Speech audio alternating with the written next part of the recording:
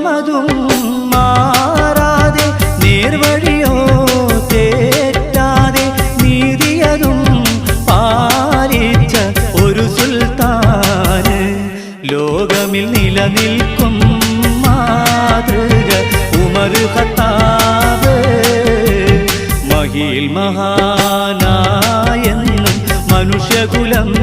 വാഴ്ത്തുന്ന മധുവൊളിയും മാരോമൽ രാജാവുണ്ട് അവരുടെ മശൂറാം പേരല്ലോ ഉമർ ഖത്താബ് മഹിയിൽ മഹാനായെന്നും മനുഷ്യകുലം വാഴ്ത്തുന്ന മധുവൊളിയും